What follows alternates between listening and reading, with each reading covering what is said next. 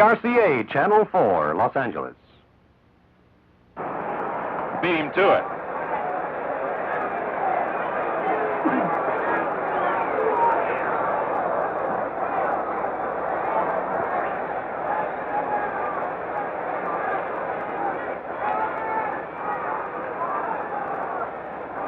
Martin beat out a roller to second, grounded to short into a double play, and struck out.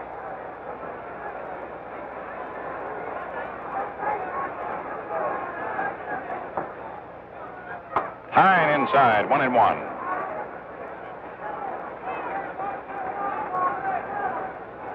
Randy Jackson batted for Amoros, you recall, and Cimoli has replaced Amoros in left. Has a good arm.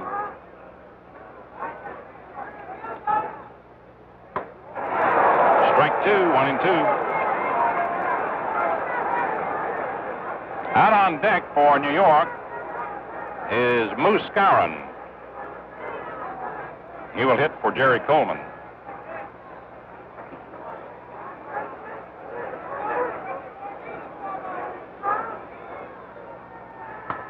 Upstairs, out of play.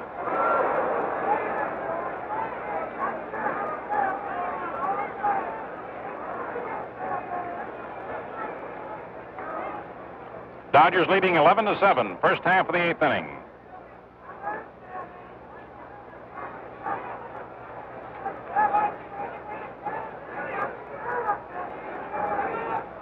Strike 3. Beautiful curveball. And Bill Skowron comes up to hit for Jerry Coleman. Number 14, Bill Skowron, batting for Coleman.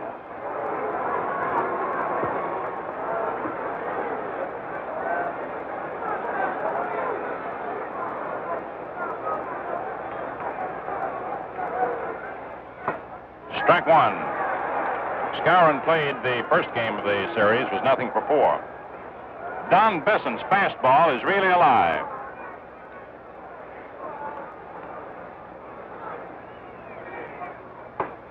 Strike 2.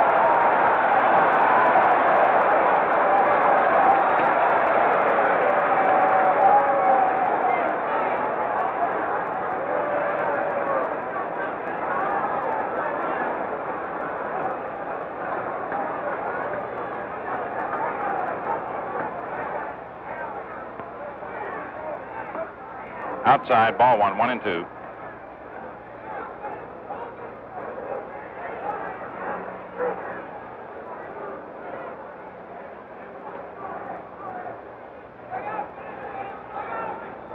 High, 2-2.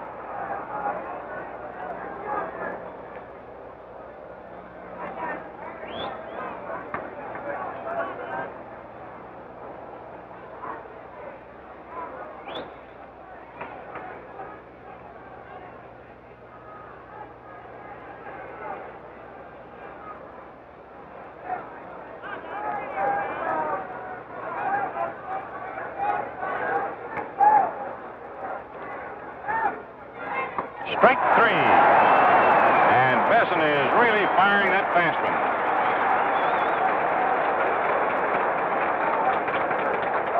Mickey McDermott will hit for himself. An odd way of putting it, but being the pitcher, there's no pinch hitter. And he is a reasonably good hitting pitcher, often used as a pinch hitter during the regular season.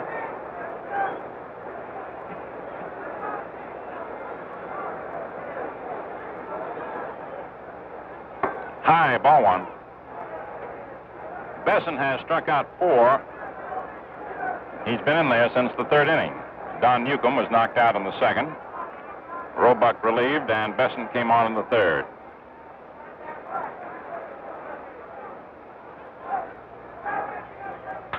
It's a high bouncer. Beautiful stop by Reese, and the throw not quite in time. Hodges made a magnificent effort to get that ball and still keep his foot on the bag. Two beautiful efforts by Reese and Hodges, and the crowd, of course, shows its appreciation.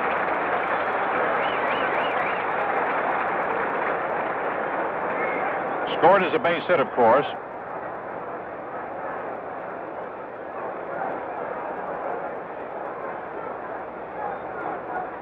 the 10th hit for New York.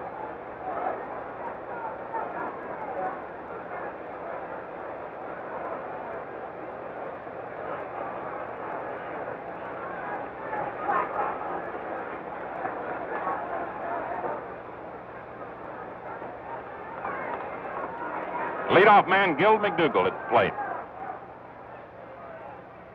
Strike one. Don Besson gives up his 4th hit.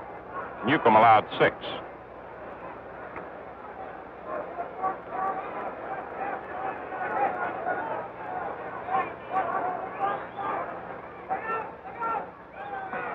It's in there, strike 2. You just saw a quick shot of Enos Slaughter on deck. McDougall grounded to short, single to right, sacrificed and walked. Clem Labine loosening up for the Dodgers. Brooklyn leading 11-7, 8th inning. 2 outs, McDermott on first base.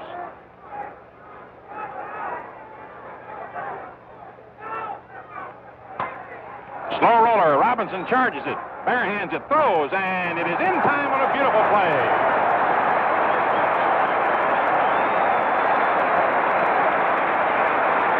Jackie can still play ball. No runs, 1 hit, no errors, 1 left on. And so at the middle of the 8th inning, the score is Brooklyn 11, New York 7. Yankee Bauer would climb the wall for an out and break your arm before he'd give up his glove. What's with that glove, Hank? Fits my hand like it was made for me, Mel. Speaking of fit, how's your Gillette Super Speed razor? Fits my beard like it was made for me. It feels good and keeps my face looking good.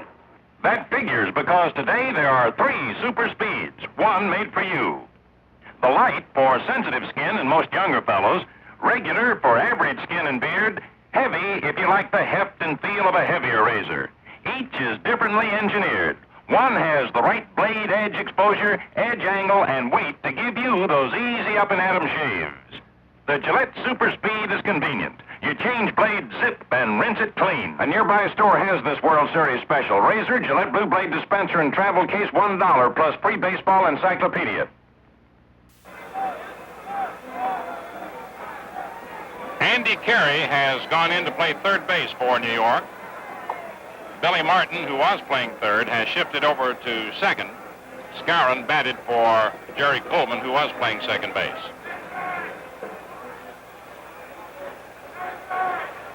In the last half of the 8th inning, the Dodgers will have Carl Furillo, Roy Campanella, and Don Besson, the bottom third of the order.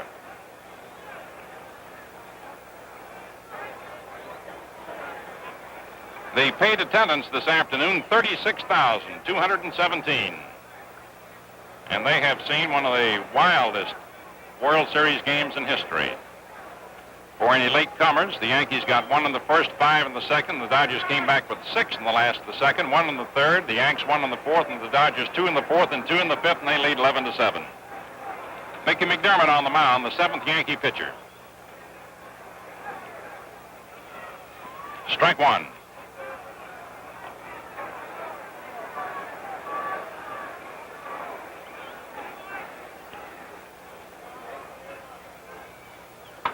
Foul ball out of play.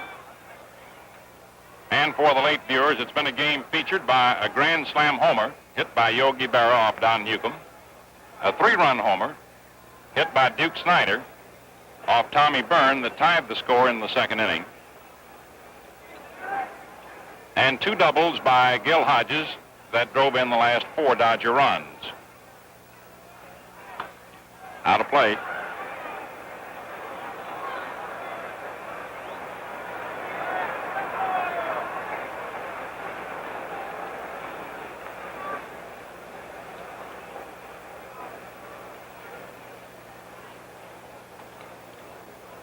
Furillo walked, single to left, grounded to second, and flied to right in his first 4 appearances. High. 1 ball, 2 strikes.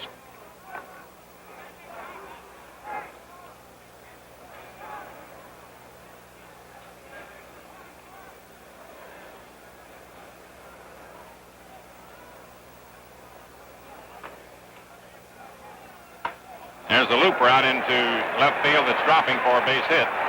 Almost got away from Slaughter. The ball twisted on him at the last second. Carl Furillo gets his second hit. The Dodgers 11th. The first off McDermott, and up comes Roy Campanella. A sacrifice fly to left, strikeout, an intentional pass, and a fly to center has been his efforts, the result of his efforts at the plate. 11-7 Brooklyn, 8th inning. Outside, ball one.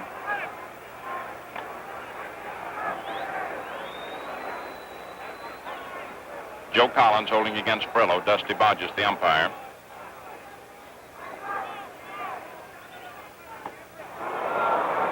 Roy went for a pitch a little outside. 1-1 the count.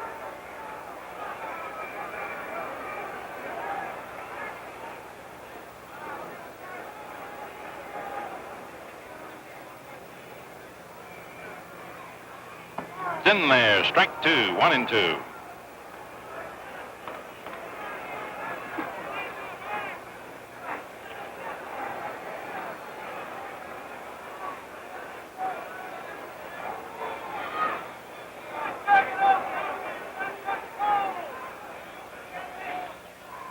The high drive, a deep right center field. Mantle digging back toward the wall, and Bauer, and Hank drops it.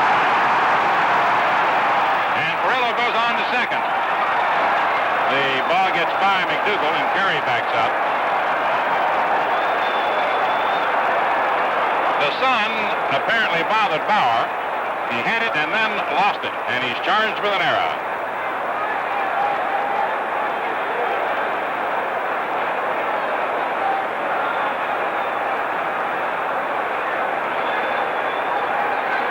Furillo on second, Campanella on first, and up comes Don Besson.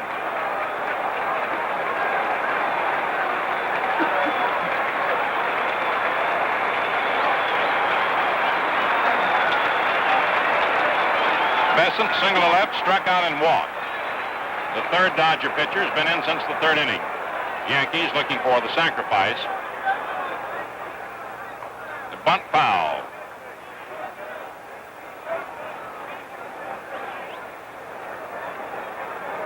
The first two Dodger pitchers, Newcomb and Roebuck, failed to come to bat.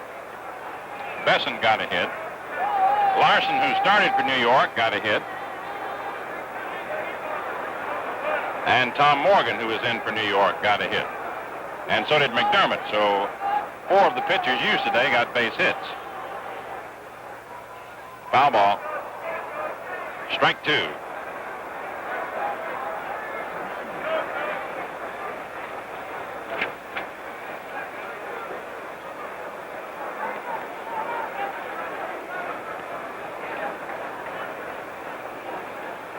Actually, the only 4 pitchers who've come to bat have each gotten a base hit.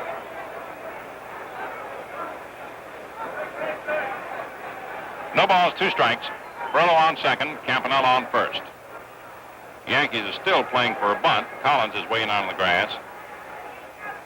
And there is the bunt, and Carey has to play it on over to Martin. A 2-strike sacrifice by Don Besson.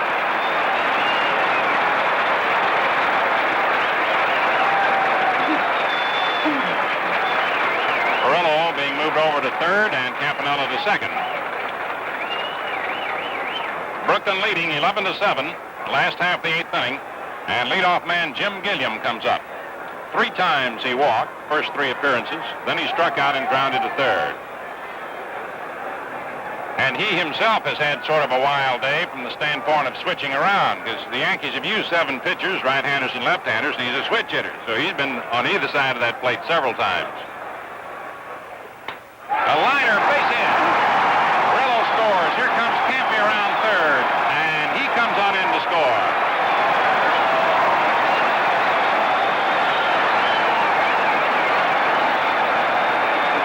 And the Dodgers lead 13-7.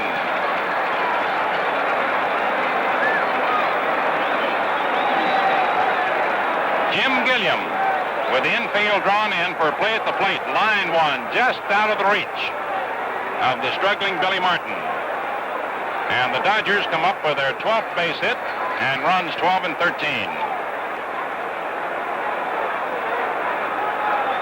Pee Wee Reese, who has had 1 for 5 and 2 runs batted in. There goes the runner. They throw down. They've got him hung up, and it's dropped by Martin. Throws back to first to Collins. Safe. He got back.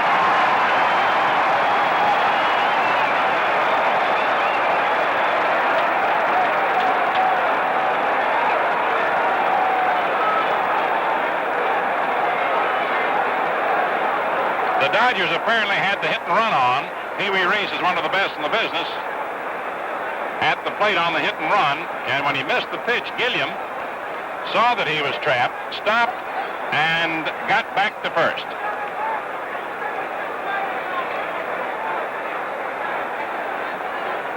Pee Wee popped to short, single to left, popped to second, flied to right, and grounded to second. 1 out, 2 in. 13-7, Brooklyn, 8th inning. There's a drive to deep left center. Mantle digging toward the ball. Makes the catch. Gilliam all the way down to second, gets back to first. 2 men out, and up comes Duke Snider.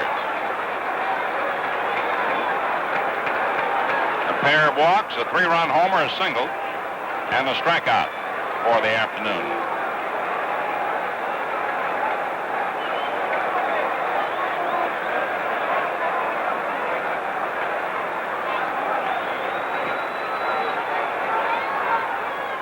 Strike 1.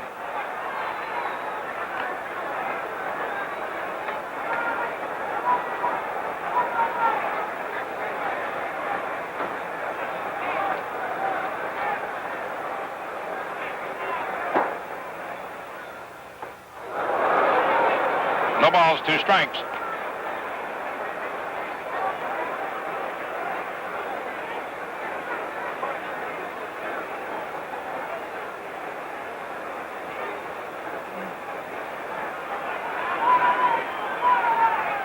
Strike 3. Snider goes down swinging. The side's retired. 2 runs, 2 hits, 1 error, 1 left on. And so at the end of the 8th inning, the score is Brooklyn 13, New York 7. Look sharp. Feel sharp. Be sharp. The only way to get a decent shave is Gillette. Is Gillette. Shave Gillette. Tonight at 10 o'clock Eastern Daylight Time, Gillette will bring you the 10-round light heavyweight bout between Tony Anthony and Clarence Hinnant at New Capitol Arena in Washington, D.C. See it on most of these same stations.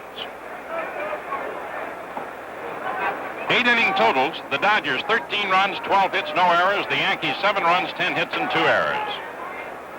As we go to the first half of the 9th inning, Enos Slaughter, Mickey Mantle, and Yogi Berra will be coming up.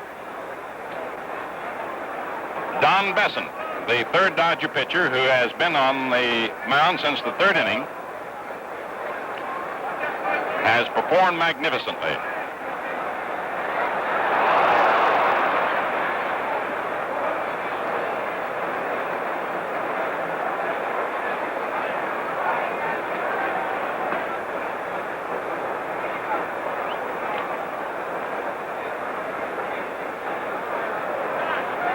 Back in 1936, the Yankees beat the Giants 18-4 for the largest total of runs in a given game.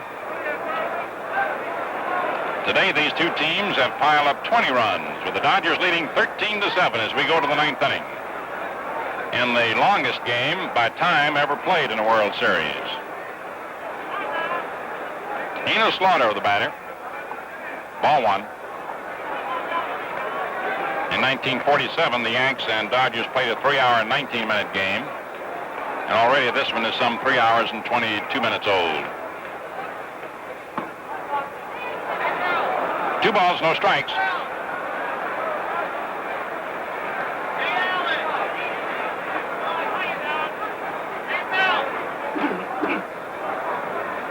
Slaughter has had 1 for 4. Strike one. 2 and 1. Single to right, grounded to short, hit a sacrifice fly, and line to right.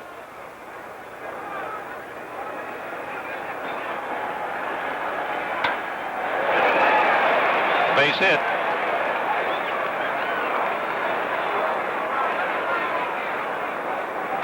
So the old Warhorse has 5 hits for the series. He had 3 the day before yesterday in game 1. Mickey Mantle flied to center, walked, struck out, and singled to right.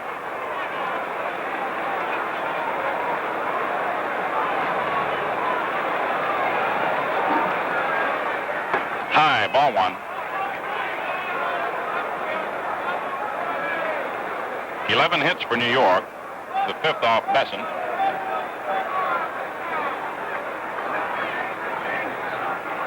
There's a high drive to center. Snyder going back toward the wall, and the ball is caught by the Duke.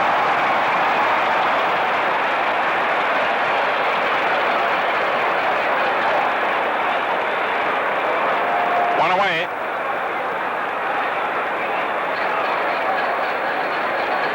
And now coming to bat is Yogi Berra, who walked, hit a grand slam homer in the 2nd inning, flied to center, and grounded to second.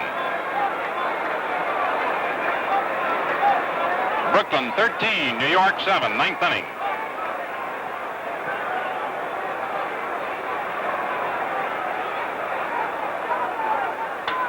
There's a drive into left center field for a base hit.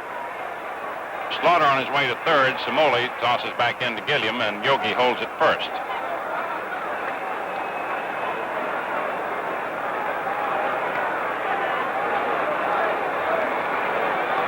And now coming to bat is Joe Collins, who singled to center, grounded to second, walked, and fouled out to the catcher.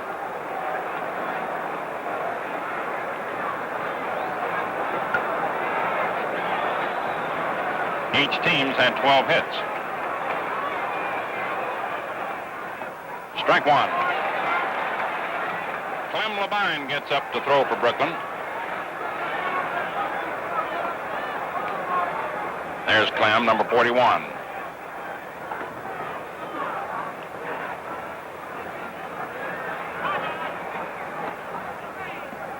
Slow curve inside, 1-1 the count.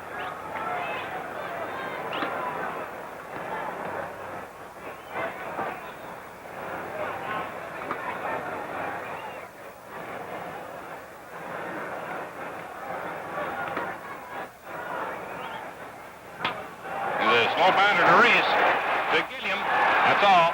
And trotting home is Slaughter for the Yankees' 8th run of the game. Yogi forced at second. Reese to Gilliam. 2 men out. Collins on first base, and up comes Hank Bauer, who popped to second, beat out a roller to second, flied to center, and grounded to short. Billy Martin on deck. 2 men down the 9th inning, 13-8 Brooklyn. Ball 1, low outside. The 3rd game of the World Series will be played tomorrow afternoon at Yankee Stadium. Our air time, 12:45, Eastern Daylight Saving Time. Strike one, 1-1. Casey Stengel now has quite a problem postborn as far as his pitching nominee for tomorrow, having used 7 of his 10 pitchers today.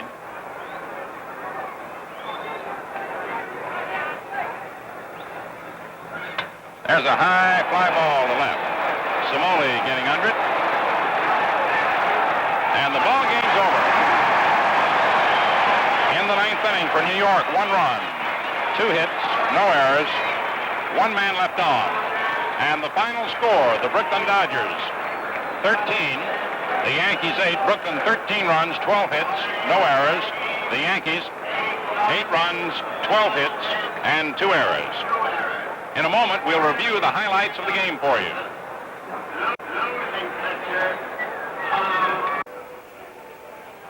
This program is authorized under television rights granted by the Commissioner of Baseball, solely for the entertainment of our audience. and any publication, reproduction, or other use of the pictures, descriptions, and accounts of this game without the express consent of the commissioner is prohibited. Any commercial or other use of the program, such as by charging admission for its showing, is similarly prohibited without the express authority of the commissioner. And so the second game of the World Series is over. The Dodgers have won it 13-8, and we've had just the reverse of what happened a year ago. And here to give you the wrap-up and give you his slants on this afternoon's game, Ben Scully. Well, thank you, Mel. The Brooklyn Dodgers, who apparently are becoming used to being behind, they trailed most of the year as far as the National League pennant race was concerned and won it on the final day. They trailed in the first inning of the first game 2-0 and won that one. And here today, they really stretched that a bit, for they trailed the Yankees at 1.6-0, only to eventually come on and win it 13-8. For Brooklyn, 13 runs, 12 hits, and no errors. They left 11 men on base. For the Yankees, 8 runs, 12 hits, and 2 errors. They left 7 men on base. The winning pitcher, Don Besson, who pitched brilliantly for 7 innings, gave up just 2 runs and 6 hits. Losing pitcher, Tommy Morgan, who worked 2 2/3 innings, gave up 4 runs and 5 hits. Final score, the Dodgers win the second game of the World Series, 13-8. We'd like to thank our technical director, Jim Davis, our producer, Perry Smith, our director, Harry Coyle. Well, friends, that's just about it. Saturday is another day in the Gillette Cavalcade of Sports. We'll be back on the air promptly at 12:45 Eastern Daylight Time to present the third game of the World Series. Tonight at 10 o'clock Eastern Daylight Time, Gillette brings you the 10-round light heavyweight fight between Tony Anthony and Clarence Hinnant of Washington, direct from the new Capitol Arena in Washington, D.C., over most of these same stations. So until then, this has been Scully saying smooth sailing, smooth shaving, and good afternoon from your host, the Gillette Safety Razor Company.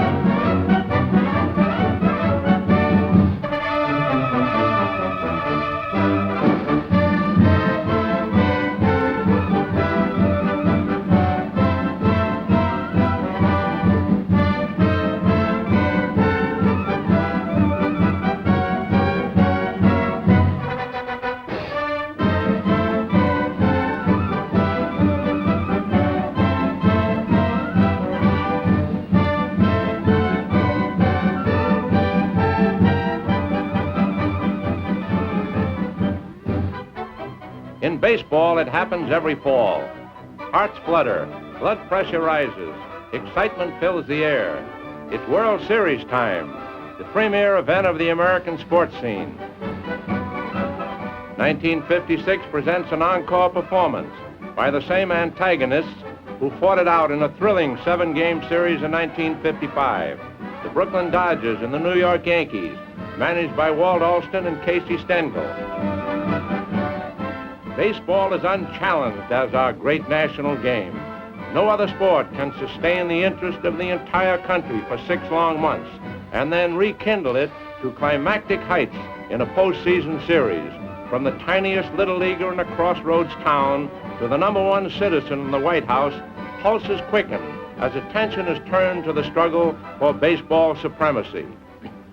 President Dwight D. Eisenhower, despite a busy election year, finds time to attend the opening game of the 1956 series at Brooklyn.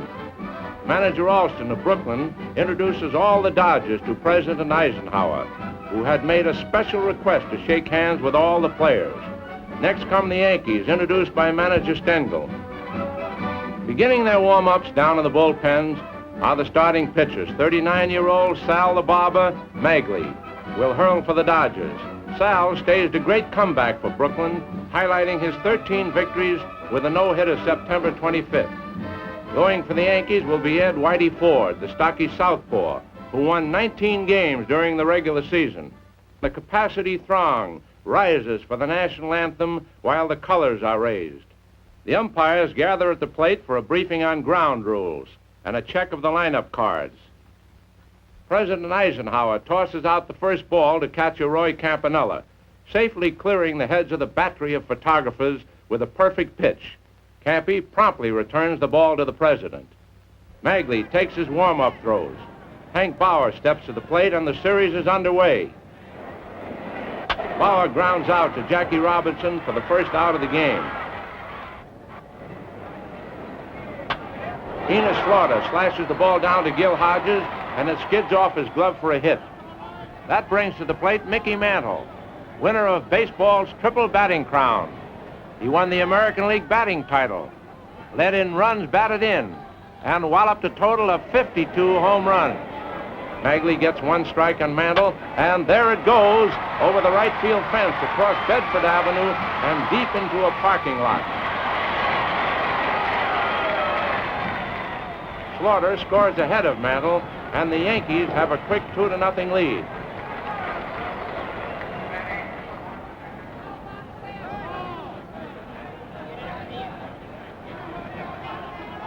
In the last half of the second inning, Robinson gets the first hit off Ford.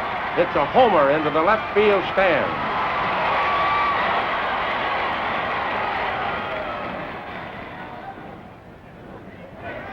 Hodges drops a pop fly single into short center.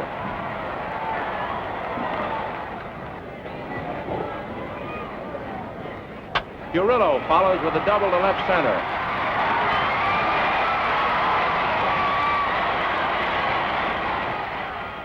And Hodges races home to tie the score at 2-2.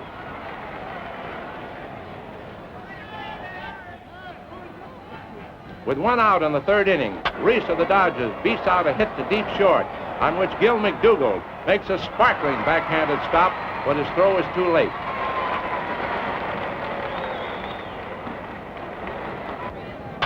Snyder drops a single into center field.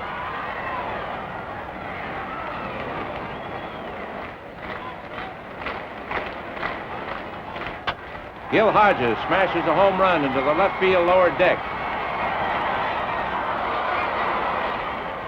Reese and Snyder score ahead of him, and the Dodgers lead 5-2.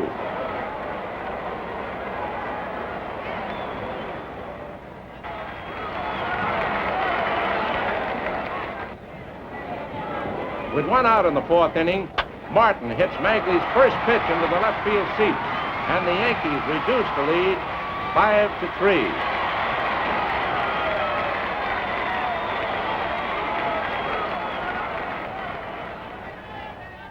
Magley, pitching brilliantly, still has his 3-run lead going into the ninth. First up is Hank Bauer.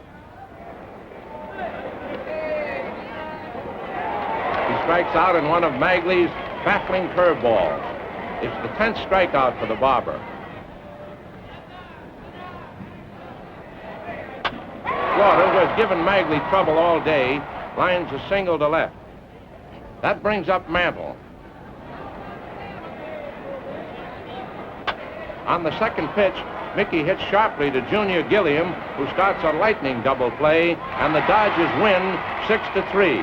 Magley is mobbed by his mates, and the crowd gives the amazing veteran an ovation. This time, however, the fans do not rush for the exits. They remain in their seats until President Eisenhower leaves. The president obviously enjoyed himself. For a few hours at least, he was able to leave behind the cares of state, just as millions of other fans during the season escaped the stress and strain of their own lives by the relaxation of watching a ball game. It was a wonderful day for the Dodgers, too. Magley the Magnificent, who had won the big ones for the Dodgers in the pennant stretch drive, came through once again. And there was great personal satisfaction for Magley, since it was his first World Series victory after losing one while with the Giants.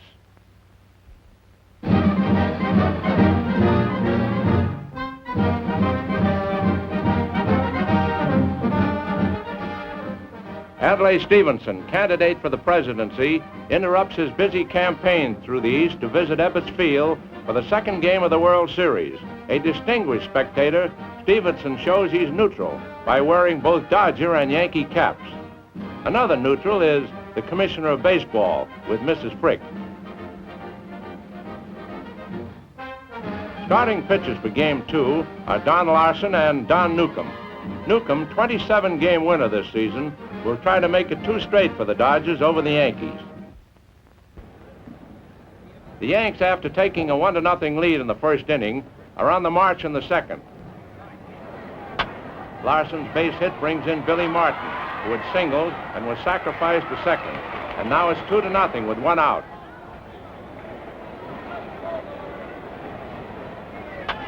McDougal drives a hit to right, and Larsen pulls up at second.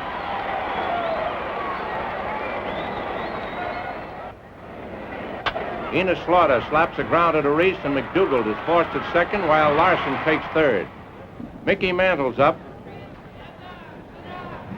Newcomb, pitching carefully, walks the home run king of 1956. Bases filled. And Yogi Berra advances to the plate. Now the Brooklyn pitcher is in a spot.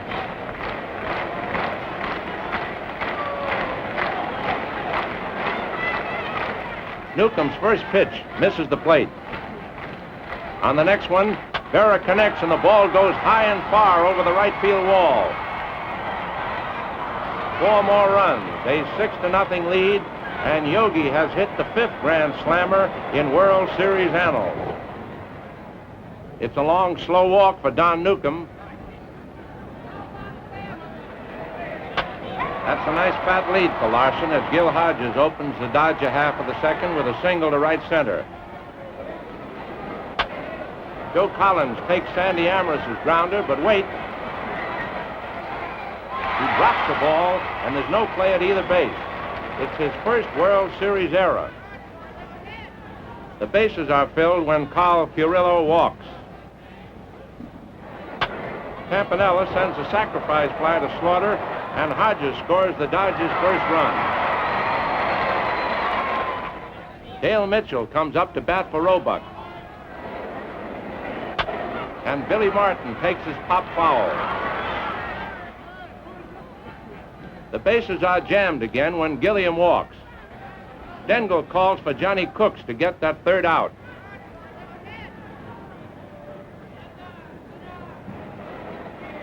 Reese, after hitting 4 fouls, singles to left, sending Amoros and Furillo across the plate.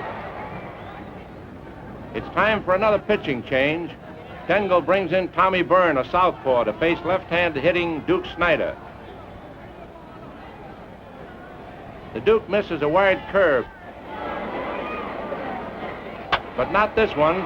There it goes over the right center field screen, and this game is tied 6-6. It's Snyder's 10th series homer, tying him with Lou Gehrig. Only the mighty Babe Ruth has hit more, 15. The Brooklyn fans are rejoicing now. The Dodgers add a run in the 3rd.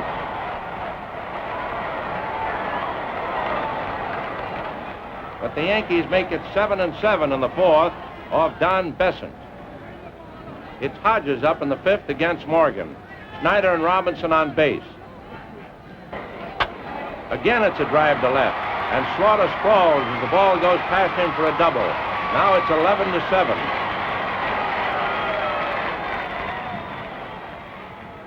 Brooklyn's up in the 8th, and Mickey McDermott is the Yankees' 7th pitcher, a World Series record for one club in a single game. Furillo singles to left. Bauer drops Campanella's fly for an error.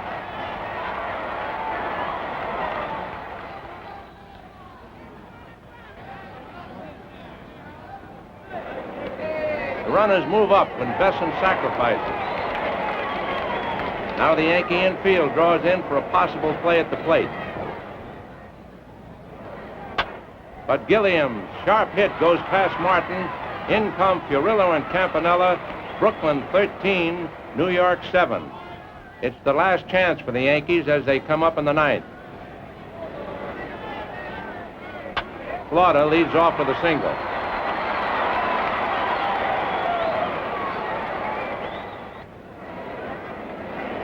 Mantle flies to Snyder.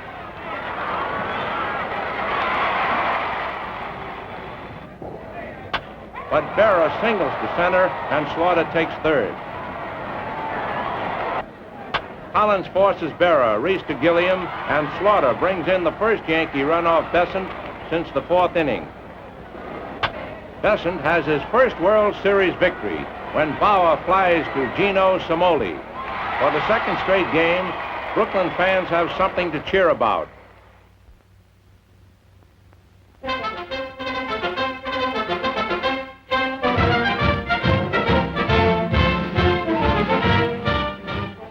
The World Series moves to Yankee Stadium for the third game. Walter O'Malley, president of the Brooklyn Club, his wife and son are enjoying the situation immensely. Another happy group includes President Warren Giles of the National League and two members of his staff, Fred Flagg and Dave Grody. Brooklyn's two coaches, Billy Herman and Jake Pitler, who were so busy waving runners around the bases at Ebbets Field, hope the activity continues. Starting pitchers for the third game are Whitey Ford and Roger Craig. After a scoreless first inning, Robinson walks to open the Brooklyn second. Hodges smashes the ball to deep short, and both runners are safe when Robinson slides into second ahead of McDougal's throw. Urillo flies to Bauer, and Robinson takes third.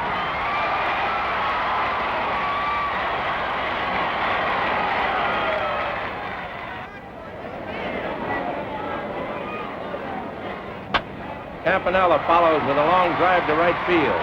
Bauer slips as he starts for the ball, but recovers and makes a sparkling catch in front of the Yankee bullpen. And Robinson trots home to give the Dodgers a 1-0 lead.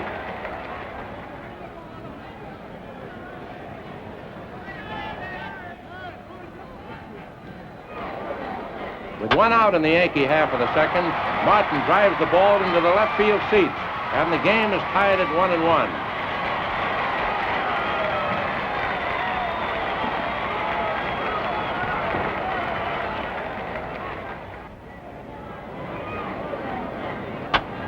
There is no further scoring threat until Reese triples to right center with one out in the Brooklyn sixth.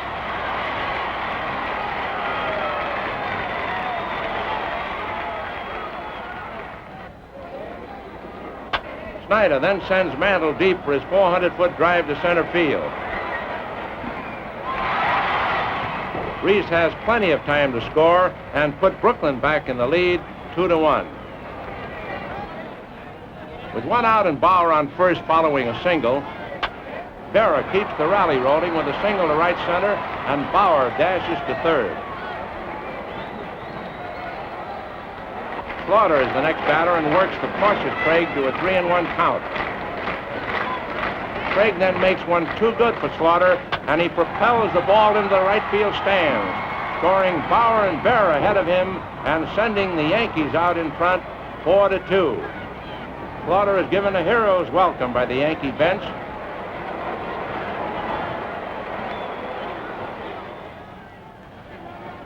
And when he goes to the outfield, the fans in his sector give him another special ovation.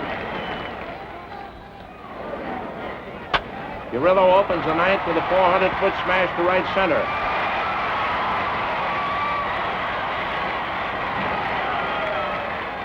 He races past second base and is out at third when Martin throws a strike on a relay from Bauer.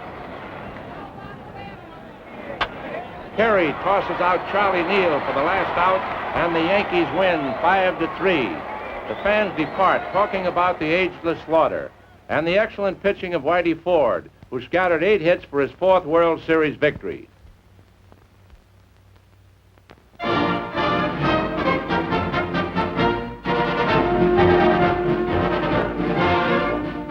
Tom Sturdivant, 26-year-old right-hander who helped the Yankees win the flag with a 16-8 record, will face the National League champion.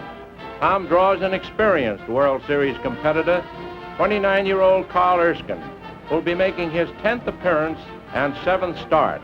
Officials of the New York Giants headed by President Horace Stoneham, are here to watch the excitement.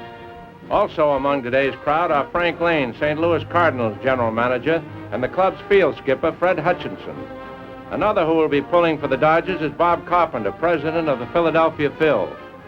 Sturdivant holds the Dodgers safe in their first, and now Hank Bauer faces Erskine in the Yankee half.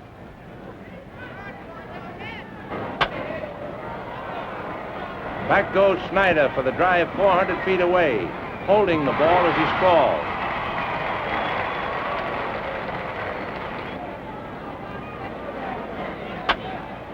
The Yanks have their first base runner when Collins doubles to the right field corner.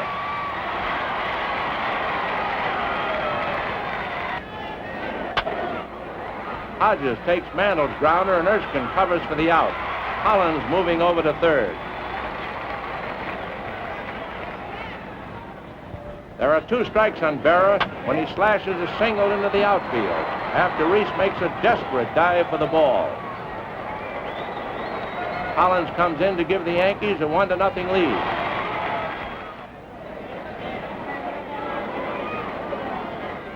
That's still the score when Snyder doubles off the right field wall at the start of the 4th. The first hit off Sturdivant. After Robinson fouls out, Hodges drops a soft single to center, scoring Snyder with a tying run. This makes it 8 runs batted in for Gill, only 1 short of the World Series record. Mantle works Erskine for a pass at the start of the Yankee 4th. As Berra strikes out, Mickey steals second. With first base open, Erskine gives Slaughter an intentional pass, bringing boos from the Yankee fans.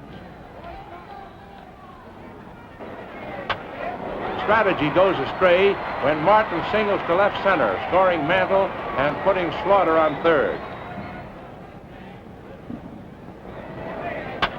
A sacrifice fly by Gil McDougall to Snyder brings in Slaughter for a 3-1 Yankee edge. It's still Yankees 3, Dodgers 1, when McDougall moves to his left and whips out Hodges. Ed Roebuck faces Mantle at the start of the Yankee 6th. After looking at one pitch, the slugger pounds the next one into the center field bleachers. His second homer of the series and 7th in postseason play.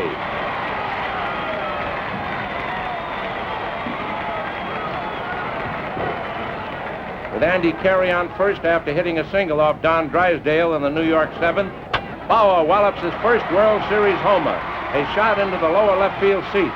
The Yankees lead 6-1.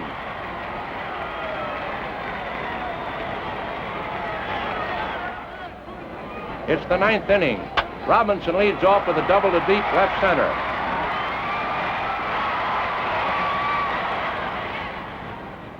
Following a strikeout by Hodges, Amorous walks. Sturdivant's in trouble after walking Furillo to load the bases with only 1 away.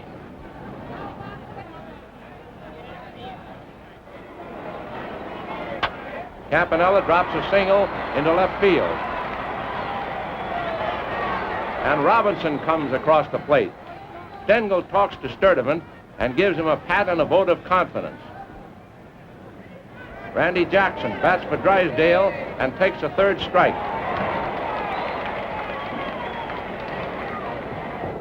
The Dodgers' last hope is Gilliam. But he lifts a fly to Mantle for the final out of the ball game. The 69,705 fans have seen the Yankees fight back to square the series in this 4th match. It's a big moment for Tom Sturdivant, who started his career as an infielder.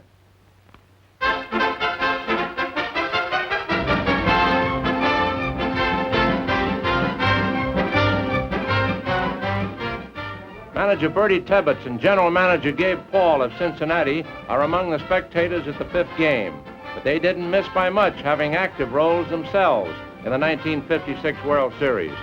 Phil Rizzuto, former Yankee shortstop, is engrossed in pregame chatter with General Manager Hank Greenberg of Cleveland. Before the game, Casey Stengel of the Yankees has an informal council of war with his fine staff of coaches. Bill Dickey, Frank Crosetti, and Jim Turner. The fifth game, obviously, is a big one, with the series tied at 2-all, and Stengel would like to get the edge before the action returns to Brooklyn. He had success bringing back Ford for a second start, following an early round knockout in Brooklyn, and he tries it again with Don Larson. For the Dodgers, it's once more the fabulous Sal Magley, winner of the opening game, as Alston tries to regain the advantage lost the past 2 days. Robinson leads off the Brooklyn second by whistling a terrific liner at Andy Carey. The ball caroms off his glove to McDougal, who scoops it up and throws Robbie out. Magley is even rougher than he was in the first game. He retires the first 11 men to face him. Next to challenge him is Mantle with 2 out in the 4th inning. Magley works carefully. The count reaches 2-2, and then Mantle hammers the ball down the right field line and into the stands, only a few feet fair. The Yankees lead 1-0.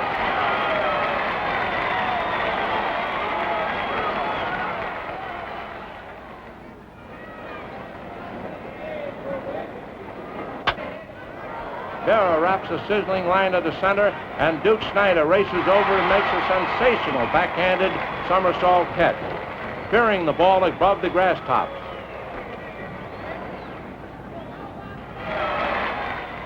With 1 out in the Brooklyn 5th, Hodges rockets one of Larson's pitches to left center, and the drive looks good for extra bases.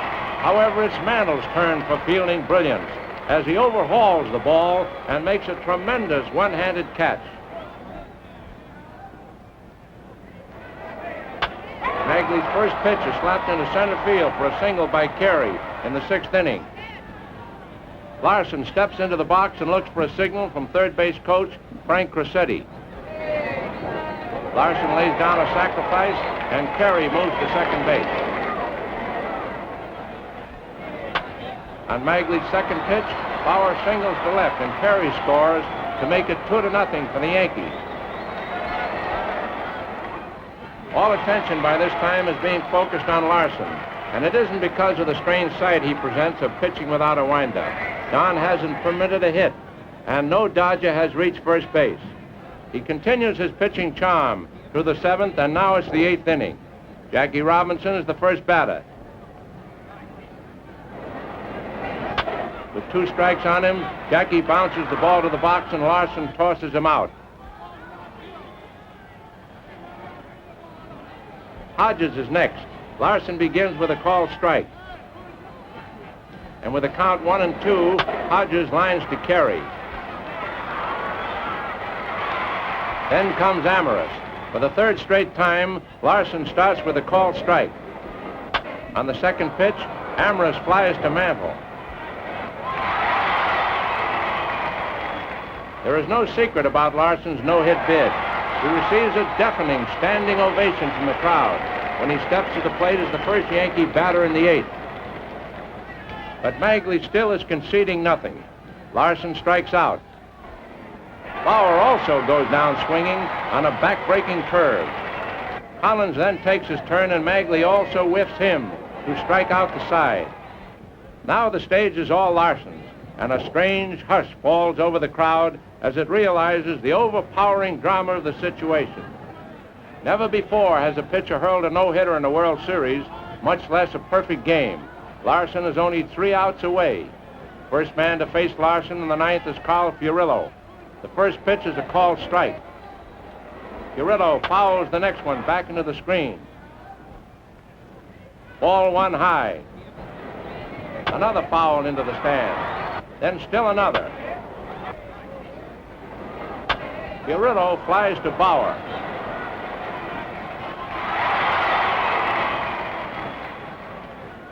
The second batter is Roy Campanella, another dangerous hitter.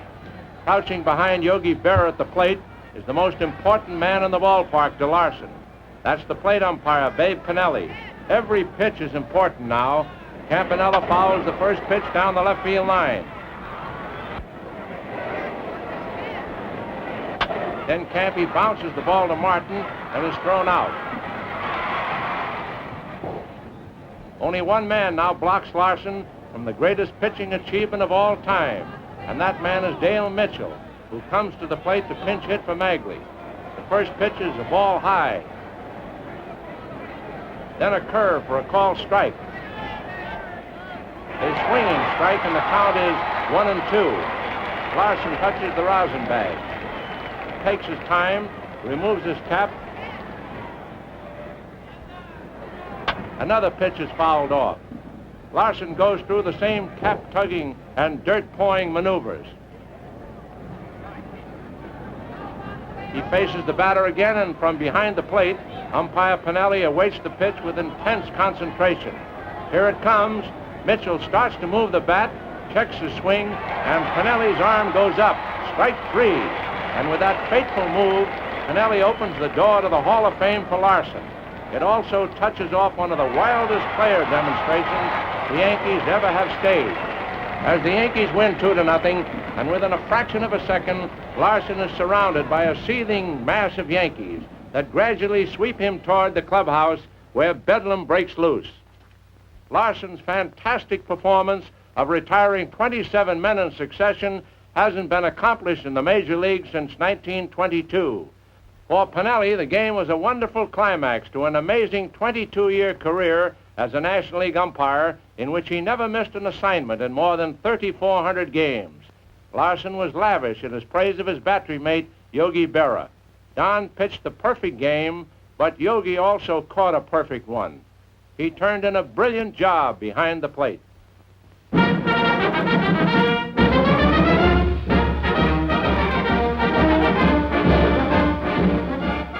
This World Series will be decided in Ebbets Field. Down 3-2, the Dodgers will battle to throw it into another deadlock. Brooklyn has beaten the Yankees 5 straight on this field, including 3 last year. The burden today is on Bob Turley, the fireballing right-hander. He meets a tough opponent in Clem Labine, who comes out of the bullpen for the Dodgers' last-ditch stand. The American League office force from Chicago, headed by President Will Harridge, with Earl Hilligan, Service Bureau Director, is prepared to cheer another triumph by the Yankees.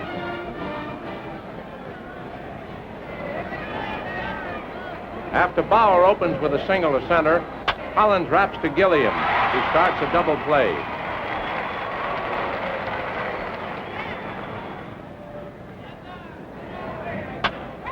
Berra greets Labine with a single off the right field screen at the start of the Yankees' second.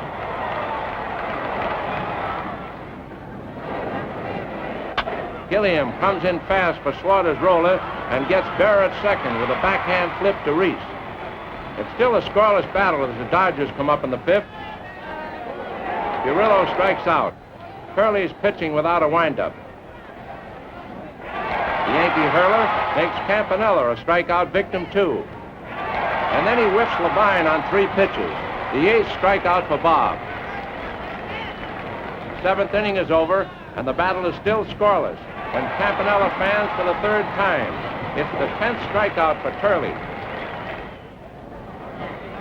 One is out in the New York 8th when Collins smashes a double off the scoreboard.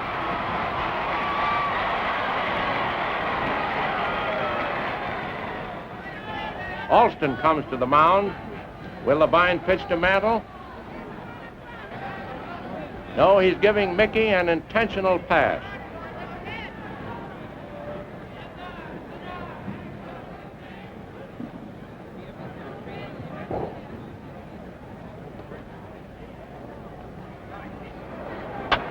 Berra sends a short fly to Snyder, and the Dodgers breathe easier.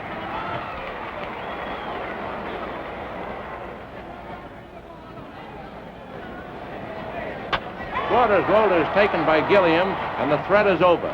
It's great clutch pitching by the 30-year-old Labine. In the Brooklyn 8th, Turley has 2 strikes on Labine when the pitcher doubles into the left field corner, and it's only the 3rd Dodger hit.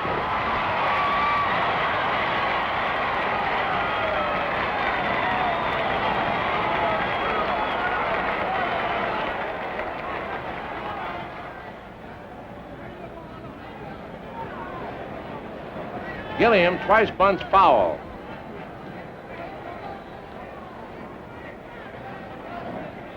Then fans. Turley's 11 strikeouts are high for Yankee pitchers in World Series play. Mantle scoots over for Reese's fly. Then Stengel calls a strategy meeting with the dangerous Snyder at the plate. Brooklyn fans boo when the Duke is purposely passed.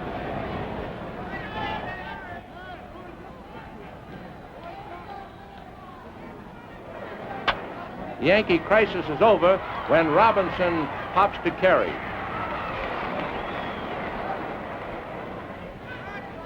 The Yankees come to bat in the 10th.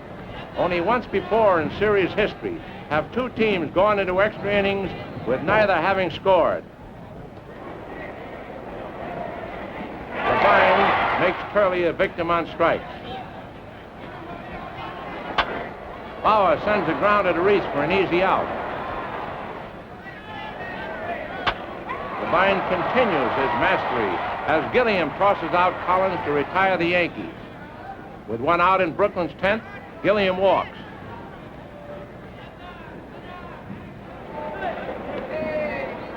Reese sacrifices, and now Gilliam is in scoring position.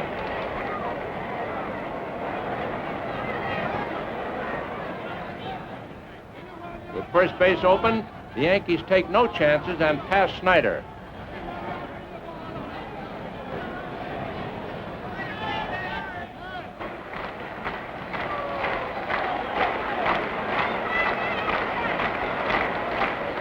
Robinson, after a foul and a ball, flashes a drive to left.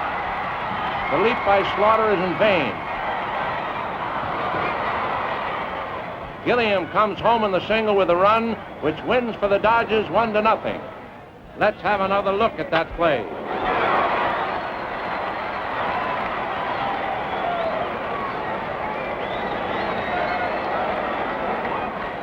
It's a tough one for Turley to lose, and a grand one for Levine to win.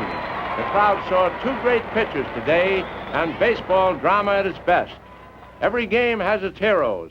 One of them certainly was Robinson, who delivered the big hit, and the other was Clem Levine with his great pitching skill. So tomorrow, we'll tell the story.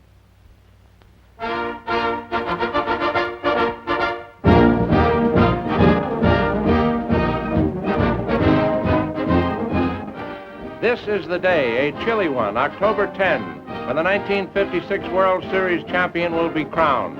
Hundreds of reporters, photographers, and movie cameramen are in Ebbets Field for the seventh and deciding game between the Dodgers and the Yankees.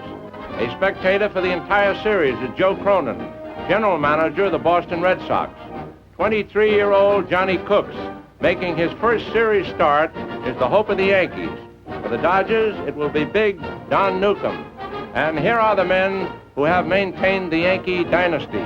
Del Webb, George Weiss, Dan Topping, and Casey Stengel.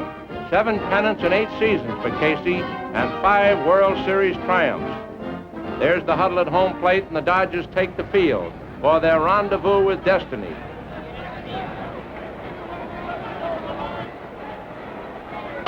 Hank Bauer shoves off for the Yankees with a leadoff single in the first inning.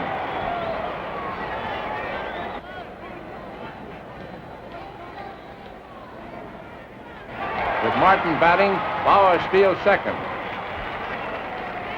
Then Martin strikes out.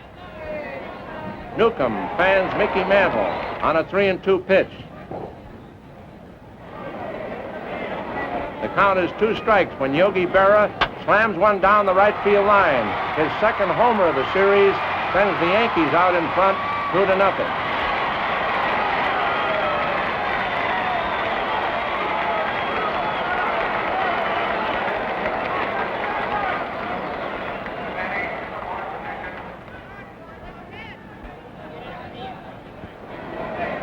With one away in the Yankee third, Martin singles past Reese. Again, Mantle goes down swinging at Newcomb's blazing fastball.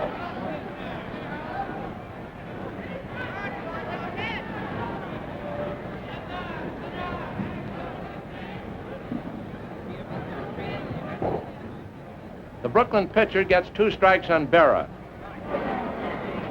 But Yogi connects, and it's another homer over the right center wall.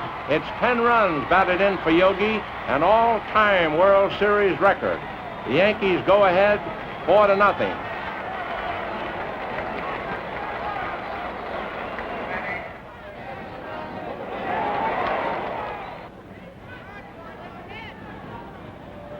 It's the start of the 4th inning. And Elston Howard blasts a home run.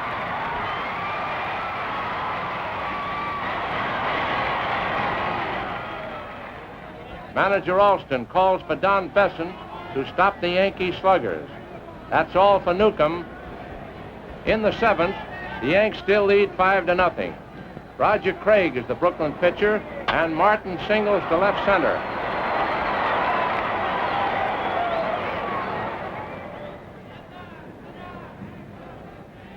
Mantle draws a walk, and this brings up Berra. While Yogi is at bat, both runners advance on a wild pitch.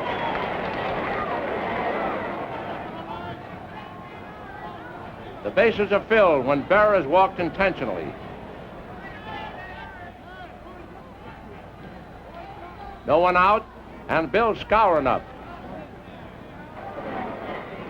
There goes the first pitch. A homer into the left field seats.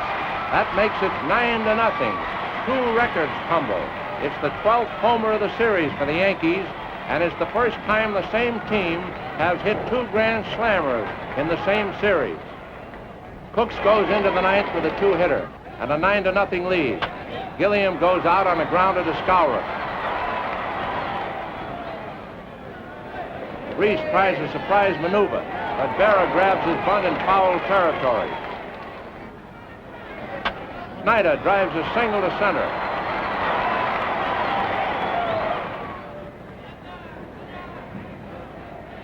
Robinson misses the 3rd strike. The ball bounces away, but Berra throws him out at first. The Yankees, with this 9-0 crusher, have won their 17th World Series. The long struggle is over, and it's a time of victorious madness for the Yankees, who came back after losing the first 2 games. It was a great series, a series of surprises, a series of record-breaking slugging, of superlative pitching, topped by Don Larsen's perfect game. For the 2nd straight year, a 7th game was necessary to decide the champion in this 53rd World Series. A salute to the world champion Yankees, and to the Dodgers, always a worthy opponent. A grand game again has reached its yearly climax, bringing thrills and enjoyment to millions at home and abroad, just as it will continue to do year after year.